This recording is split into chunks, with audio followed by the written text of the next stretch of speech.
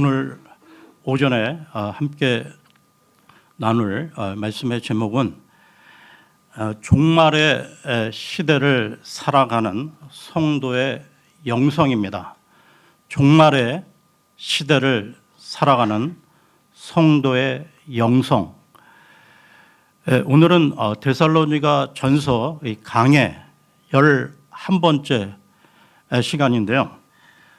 지난 시간에 그리스도의 몸을 세우라는 제목으로 이 종말의 시대를 사는 그 성도들의 교회 생활에 대해 살펴보았고요. 오늘은 종말의 시대를 살아가는 성도 개인의 영성에 대해 말씀을 나누겠습니다. 그러면 오늘 본문 말씀 지난 시간에 이어서요. 데살로니가 전서 5장 16절에서 22절입니다. 데살로니가 전서 5장 16절에서 22절입니다.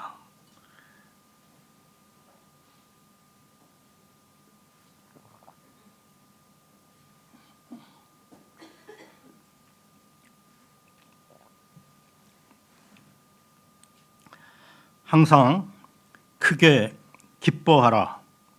끊임없이 기도하라. 매사에 감사들을 드리라. 이는 이것이 그리스도 예수 안에서 너희에 관한 하나님의 뜻이기 때문이라. 성령을 쉽게 하지 말라. 예언들을 멸시하지 말라. 모든 것들을 입증하라. 선한 것을 굳게 붙잡으라. 악의 모든 모양을 멀리하라. 종말의 시대를 살아가는 성도의 영성은 어떠해야 하는가?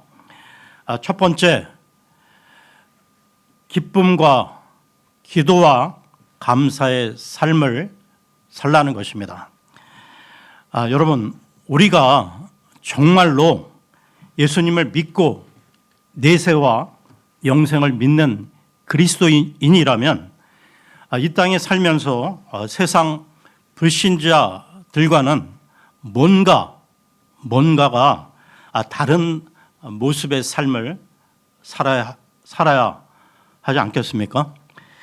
물론 열악한 환경, 물질적 어려움, 육신의 질병, 그리고 인간관계에서 오는 고통, 각종 사건, 사고 등은 예수님을 믿지 않는 사람이나 예수님을 믿는 사람이나 모두에게 다가올 수 있습니다.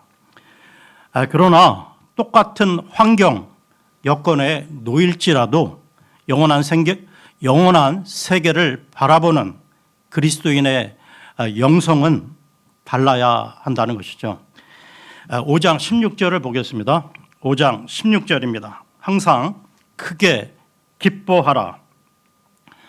이 말씀은 예수님 믿는 사람들이 항상 해쭉해쭉 그냥 웃으며 살아야 한다는 말이 아니고요. 또한 그 슬픈 상황 가운데 위장을 해서 가식적으로 기쁜 척 하라는 말도 아닙니다. 여기에서 말하는 기쁨은 세상적인 육신의 기쁨이 아니라 영적인 기쁨인데요. 그러니까 주 안에서 누리는 기쁨인 것입니다. 이와 관련해서요. 빌립보서로 갑니다. 빌립보서 4장 4절을 보겠습니다. 빌립보서 4장 4절입니다.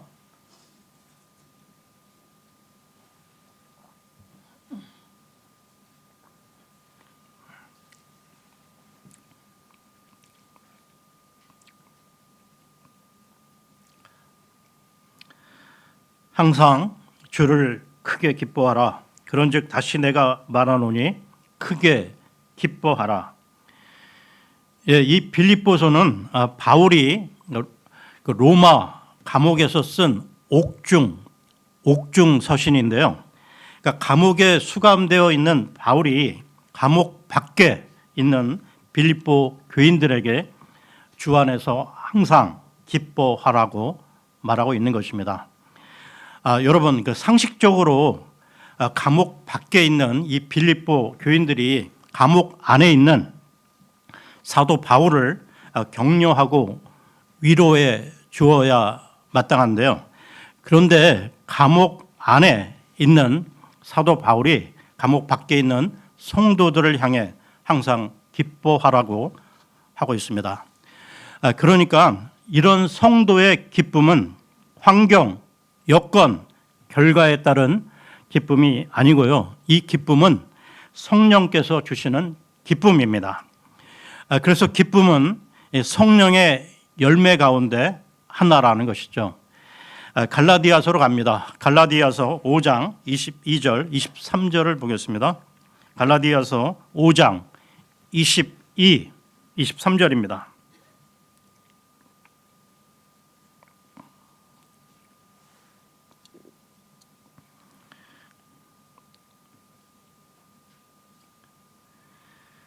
그러나 성령의 열매는 사랑과 기쁨과 화평과 오래 참음과 온화함과 선함과 믿음과 온유와 절제라. 이와 같은 것들을 대적하는 법이 전혀 없느니라.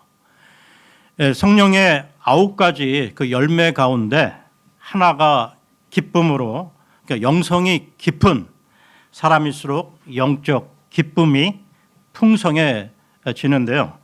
그러니까 그리스도인은 환난, 고난 중에도 성령께서 주시는 기쁨으로 어려움을 극복할 수 있다는 것입니다. 그래서 사도 바울은 환난과 극심한 박해, 그리고 죽음, 그러니까 순교를 앞두고서도 기뻐할 수 있었다는 것입니다. 로마서로 갑니다. 로마서 8장 16절에서 18절까지 보겠습니다. 로마서 8장 16절에서 18절입니다.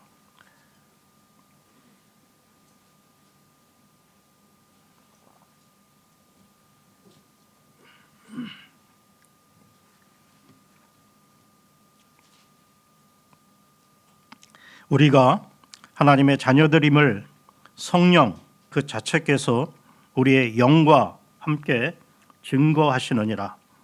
그리고 자녀라면 그때는 상속자들이니 하나님의 상속자들이자 그리스도와 함께한 공동 상속자들이라. 만일 그리하여 우리가 그분과 함께 고통받는다면 우리는 함께 영광도 받게 되리라. 이는 이 현 시대의 순환들이 우리 안에 나타날 영광과 비교될 만한 가치가 없다고 내가 간주하기 때문이라. 현 시대의 고난, 이 현 시대의 고난은 장차 우리 안에 나타날 영광과 비교할 수 없다고 말하고 있는 것입니다. 그러니까 우리에게 어떤 어려움과 고난이 닥칠지라도 영원한 하늘나라의 소망을 바라보며 주님이 주시는 그 내적 기쁨으로 항상 기뻐해야 한다는 것이죠. 다음 이 종말의 시대를 사는 성도의 영성 또 한 가지는 끊임없이 기도하는 것입니다. 데살로니가 전서로 돌아와서요. 데살로니가 전서 5장 17절을 보겠습니다. 데살로니가 전서 5장 17절입니다. 끊임없이 기도하라. 끊임없이 기도하라는 말은 우리의 영적 그 안테나의 그 주파수를 늘 하나님께 맞추고 기도하는 정신으로 하나님과 교제하며 살라는 말입니다.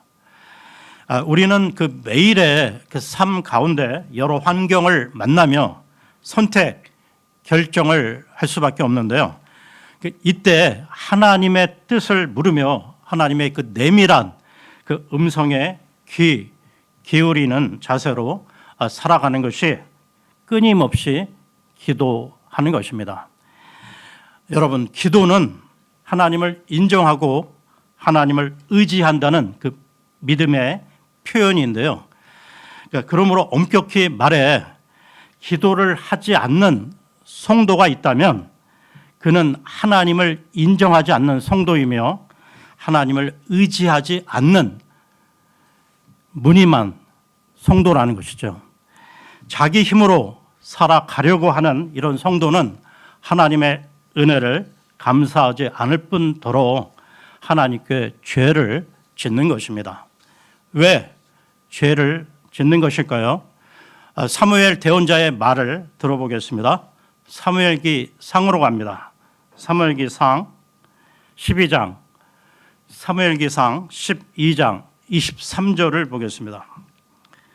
사무엘기 상 12장 23절입니다.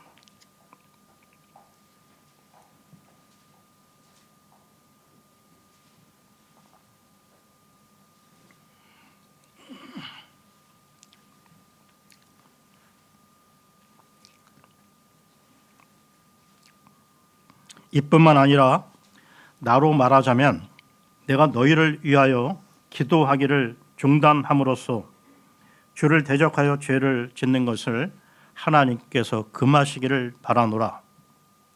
오히려 나는 너희에게 선하고 옳은 길을 가르치겠노라. 사무엘 대언자는 기도하기를 중단하는 죄를 범하지 않겠노라고 단언했는데요. 사무엘이 기도 중단을 단순히 게으름이 아닌 죄라고 표현한 것은 깊은 신학적, 관계적 의미가 담겨 있는 것입니다. 사무엘은 제사장이면서 그 당시 사사, 재판관이었는데요. 백성을 위해 기도하는 것은 그의 가장 본질적인 임무였기에 기도를 중단하는 것은 곧 하나님이 맡기신 직무를 유기하는 것이었습니다. 또한 기도를 중단하는 것은 내 힘으로 할 수 있다는 교만이거나 하나님의 통치를 거부하는 불신앙이라는 것이죠. 그래서 끊임없이 그 하는 기도는 하나님과 교제하며 하나님을 인정하고 의지하는 믿음의 표현이라는 것입니다. 이와 관련해서요, 잠언으로 갑니다. 잠언 3장 5절에서 6절을 보겠습니다. 잠언 3장 5절에서 6절입니다. 3장 5절에서 6절입니다.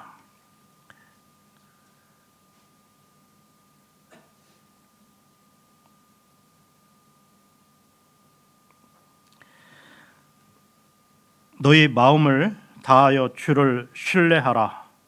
그리고 너 자신의 명철에 기대지 말라. 너희 모든 길들 가운데서 그분을 인정하라. 그리하면 그분께서 너희 행로들을 인도하시리라.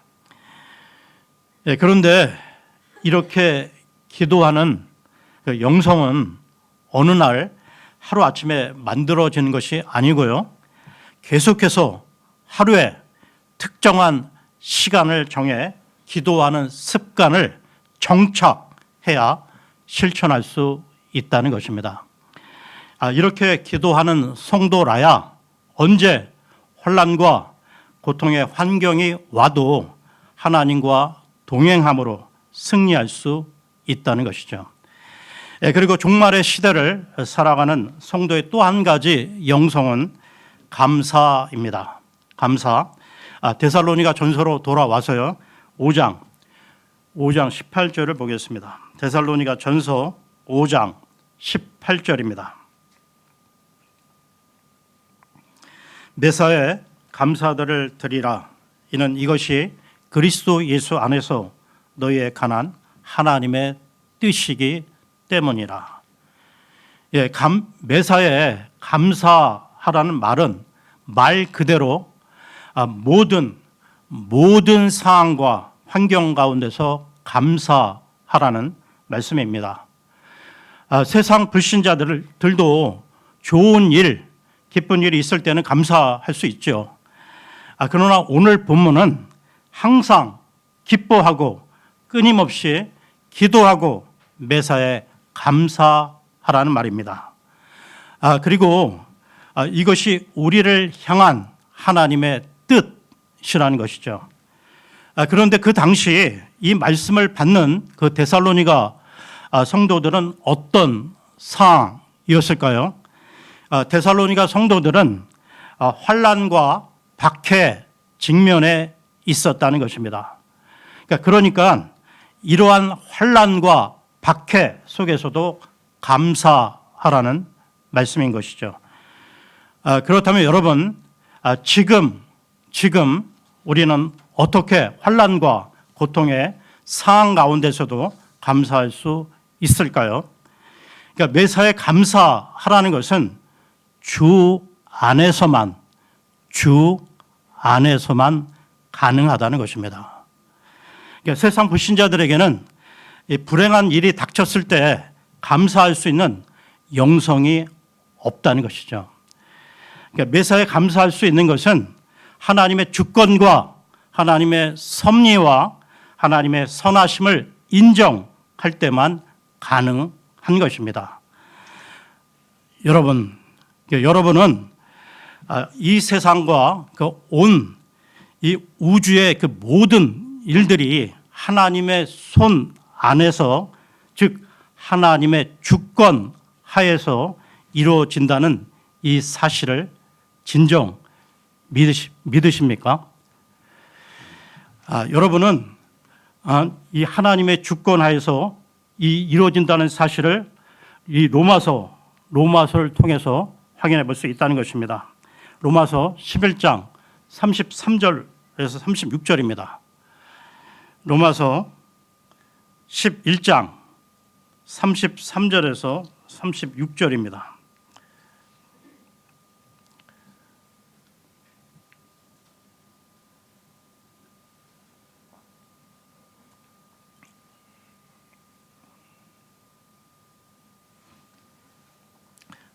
(11장) 33절에서 36절입니다. 오 깊도다 하나님의 지혜와 하나님의 지식 모두에 부요하시며 과연 그분의 판단들은 헤아릴 수 없으며 그분의 지나간 길들은 찾아낼 수 없도다. 그러므로 누가 주의 생각을 알았느냐? 아니면 누가 그분의 좋은 자가 되었느냐? 아니면 누가 그분께 먼저 드린 적이 있어서 그것이 그에게 갚아지겠느냐? 이는 모든 것들이 그분으로부터 나와 그분을 통하여 그분께로 가기 때문이라. 그분께 영원토록 영광이 있기를 바라노라. 아멘. 네, 그러니까 이 세상에 우연히 일어나는 일은 없다는 것입니다. 모든 것이 하나님의 통치와 섭리 가운데 이루어지는 것이고요. 그러므로 성도에게는 고난은 유익하다는 것입니다. 하나님께서는 이 성도에게 고난을 통해서요, 회개하도록 하시고 성도를 거룩하게 하시고 겸손하게 하시고 하나님만 절대적으로 의지하게 하신다는 것입니다. 그럼으로써 이 성도는 매사에 감사할 수 있다는 것이죠. 이와 관련해 욥기로 갑니다. 욥기 23장 10절을 보겠습니다. 욥기 23장 10절입니다.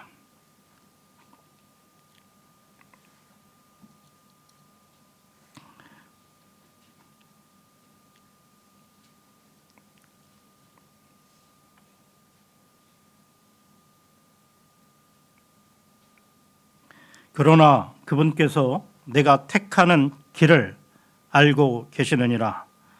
그분께서 나를 정련하셨을 때 내가 금같이 나오리라. 이번에는 시편으로 갑니다. 시편 119편 67절입니다. 119편 67절입니다.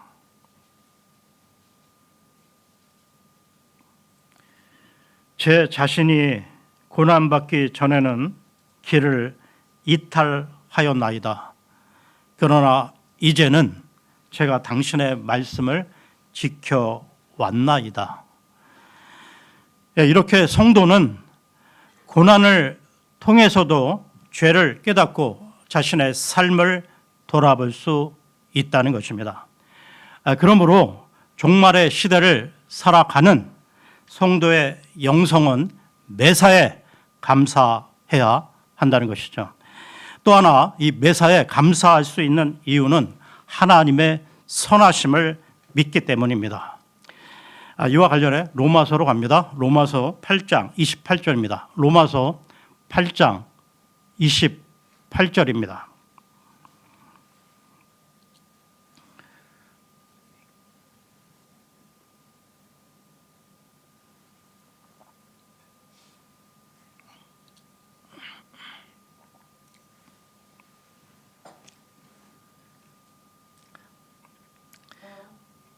그런즉 우리가 알거니와 하나님을 사랑하는 자들에게 곧 그분의 목적대로 부르심을 받은 자들에게는 모든 것들이 합력하여 선을 이루느니라. 따라서 우리가 겪고 있는 여러 고통과 때로는 이해할 수 없는 불행도 우연히 일어난 것이 아니고요, 하나님의 허락하에 일어나는 것입니다. 이것을 믿는 자는 그 고통과 불행이 필경 마침내 우리에게 유익이 된다는 것을 믿음으로 매사에 감사할 수 있다는 것입니다. 다음 종말의 시대를 살아가는 성도의 영성은 어떠해야 하는가? 크게 두 번째로 성령의 이끄심과 하나님의 말씀을 소중히 여기라.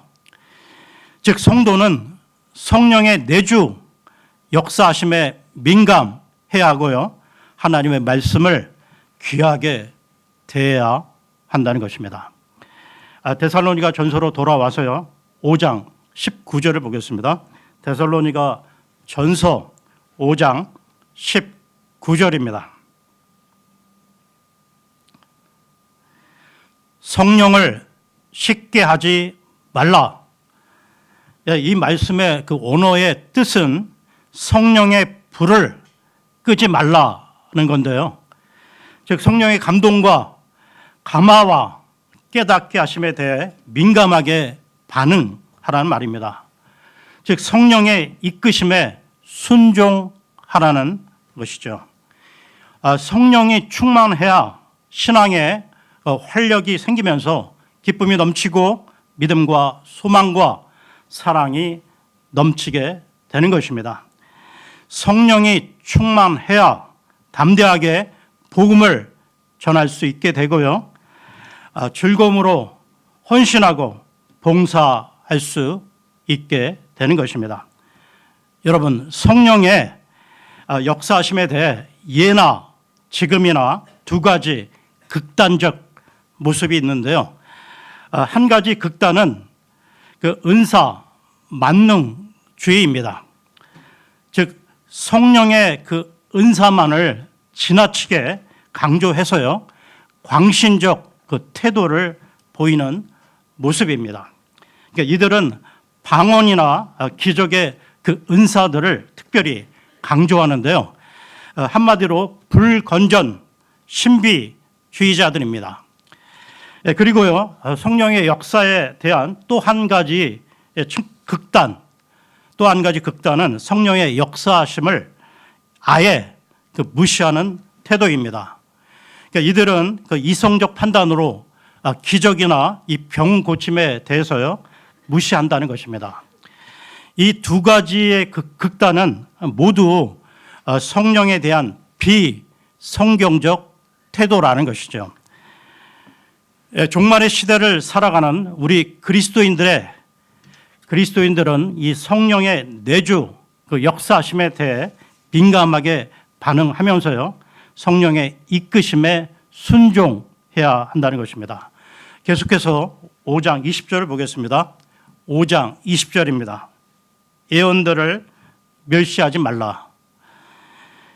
여기 나오는 예언은 성령의 은사 가운데 하나인데요, 그런데 본문의 그 예언을 그 점치는 것으로 생각해서는 안 된다는 것입니다. 그러니까 오늘날 그 예언의 은사를 받았다는 사람들이 기도원이나 또는 그 이단 그런 조직체 그 교회들을 통해 예언을 한다는 것이죠. 그런데 심각한 것은 기존 교인들이 이들에게 예언을 받으러 다닌다는 것입니다. 예를 들어 이사를 어디로 갈까요? 또는 누구와 결혼을 할까요? 또는 어떤 사업을 하면 잘 될까요? 등등. 그러나 이런 것들은 다 잘못된 것입니다. 성경에서 말하는 예언은 개인 그 신상이나 운명에 관한 것이 아니고요. 하나님의 말씀을 가리키는 것입니다. 여러분 1세기 교회 시대 그 초대 교회에서는 사도와 이 선지자라 불리는 예언자들이 있었는데요. 그러니까 그 당시 그 신약 성경이 아직 그 완성되지 않았던 때였기에 사도와 그 선지자들은 성령 하나님의 대언자들이었다는 것입니다. 이 대언자들은 1차적으로 구약 성경의 그 말씀을 성령의 영감을 통해서요 바르게 해석하고 가르치는 일을 감당했었다는 것입니다. 또한 그 성령의 이끄심을 통해 하나님의 말씀을 전하기도 했고요. 그리고 직접 계시를 통해 미래에 대한 예언을 한 것으로 생각됩니다. 그렇게 함으로써 대언자, 예언자들은 교회를 세우는데 큰 역할을 감당했던 것이죠. 그러므로 바울은 예언을 멸시하지 말라고 말한 것입니다.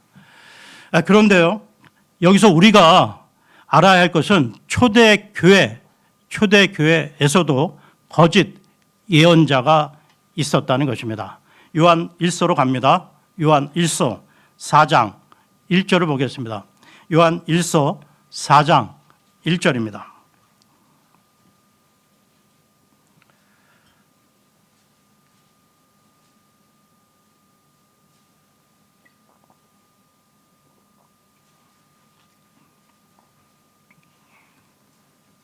요한 1서 4장 1절입니다.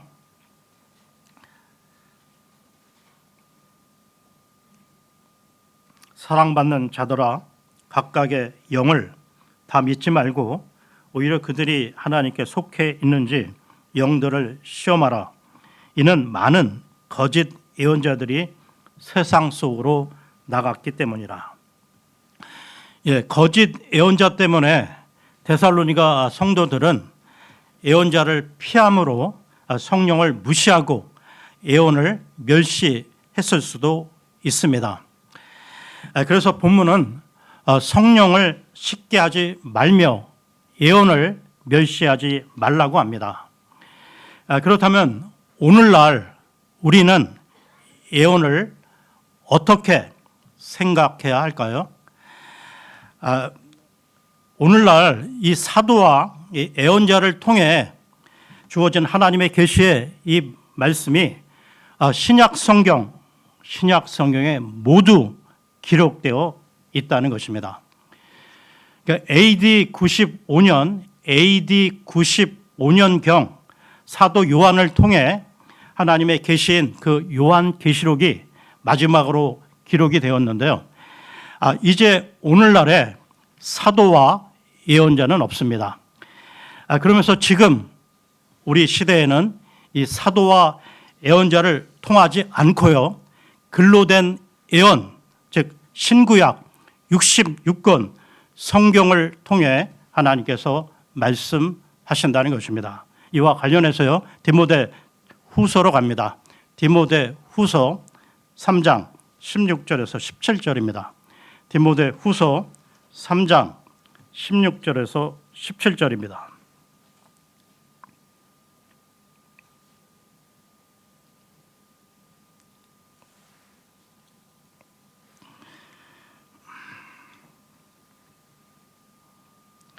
모든 성경 기록은 하나님의 영감으로 주어지는 것으로 교리와 책망과 바로잡음과 의로 훈계하기에 유익하니 하나님의 사람이 완전해지며 모든 선한 행위들에 철저히 갖추어지게 하려 함이라.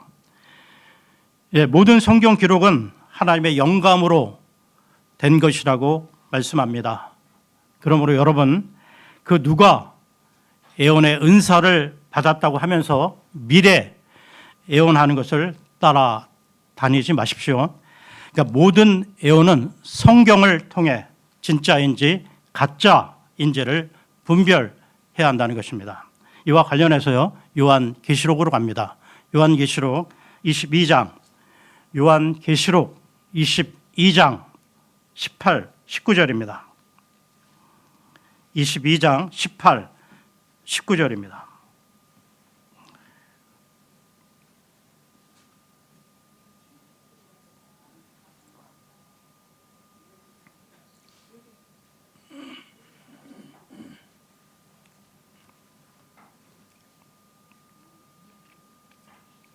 이는 내가 이 책의 예언의 말씀들을 듣는 각 인에게 이같이 증언하기 때문이라. 누구든지 이 말씀들에 더한다면 하나님께서 이 책 안에 기록된 재앙들을 그에게 더하시리라. 또한 누구든지 이 예언의 책의 말씀들에서 삭제한다면 하나님께서 생명책과 거룩한 도성과 이 책 안에 기록된 것들에서 그의 부분을 삭제하시리라. 따라서 우리는 은사주의자들처럼 그 현상, 그 이적 등에 현혹되어서는 안 된다는 것이죠. 오직 기록된 말씀을 통해서만 분별해야 한다는 것입니다. 다음으로 이 종말의 시대를 살아가는 성도의 영성은 어떠해야 하는가? 크게 세 번째로 영을 분별하여 좋은 것을 취하고 악을 버리라. 세상 불신자들도 인정하듯이 우리는 종말의 시대를 살아가고 있습니다. 그러니까 이러한 때 우리 성도들이 갖추어야 할 영성은 영들을 분별하는 것인데요. 종말 끝이 가까울수록 악한 영들은 갖가지 교활한 방법으로 성도들을 미혹하여 넘어뜨리기 때문입니다. 오늘 본문 이 데살로니가 전서로 돌아와서요. 데살로니가 전서 5장 21절, 데살로니가 전서 5장 21절을 보겠습니다. 모든 것들을 입증하라. 선한 것을 굳게 붙잡으라. 지금은 참으로 혼란과 혼돈의 시대입니다. 얼마 전에 국회에서 이 차별금지법이 발의가 되었는데요. 차별금지법 말로만 얼핏 들으면 참 좋습니다. 모두가 평등하게 대우받는 세상을 만드는 것처럼 보이는데요. 그러나 내용을 깊이 들여다보면 동성애 차별금지법이 들어있다는 것입니다. 그러니까 만일 이 법이 통과되면 교회 안에서 이 성경대로 설교를 할 수 없게 된다는 것이죠. 즉 동성애를 금하는 성경 말씀을 설교를 하게 되면 징벌적 손해배상과 소송에 휘말리게 된다는 것입니다. 그리고 이 건강 가정 기본법이 있는데요. 건강 가정 기본법, 이 법도 또한 논란이 되고 있습니다. 이 법 또한 얼핏 들으면 가정을 건강하게 하는 법처럼 보이는데요. 그러나 그 법 안에는 동성 결혼을 합법화하려는 내용이 들어있다는 것이죠. 한마디로 동성 결혼을 법으로 보장한다는 것입니다. 만약 그렇게 된다면 어떤 일이 벌어질까요? 그러니까 남자 며느리를 맞이해야 하고요. 여자 사위를 맞이해야 해야 한다는 것입니다. 이 법이 제정되면 부모가 반대해도 어쩔 수 없고요. 더 나아가 벌금을 내고 구속을 당할 수 있다는 것입니다. 그러니까 이렇게 되면 가문의 대가 다 끊어지고 후대를 기약할 수 없게 되는 것이죠. 이 모두가 사탄의 역사라는 것입니다. 여러분, 하나님은 사람을 남자와 여자로 창조하셨는데요. 성은 두 가지밖에 없는데 차별금지법은 이 창조 질서를 부인하며 제3의 성, 제4의 성을 만들고 인정하려고 한다는 것입니다. 그러니까 이것은 하나님을 정면으로 도전하는 악한 법이라는 것이죠. 계속해서 5장 22절을 보겠습니다. 5장 22절입니다.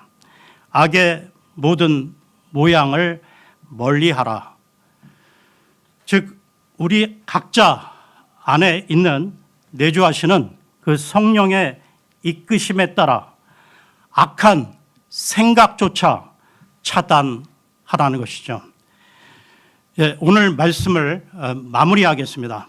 오늘날 우리는 이 데살로니가 성도들보다 더욱 종말에 가까운 시대를 살아가고 있는데요. 그러니까 종말의 시대를 살아가는 성도의 영성은 어떠해야 하는가? 첫째, 이 세상 것들에 좌우되지 말고 주 안에서 항상 기뻐하고 기도하며 매사에 감사하라는 것입니다.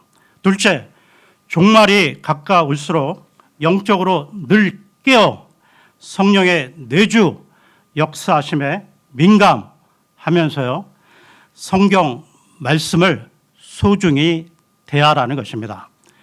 셋째, 종말이 가까울수록 선한 것을 취하고 모든 종류의 악을 버려야 한다는 것입니다. 여러분, 우리 모두 이 올바른 영성으로 무장해서요, 이 혼탁한 이 세태 가운데서도 승리의 삶을 살아갈 수 있기를 소망합니다. 예, 오늘은 여기서 마치고요. 다음 시간에 데살로니가 전서 5장 23절부터 이어서 하겠습니다. 예, 고맙습니다.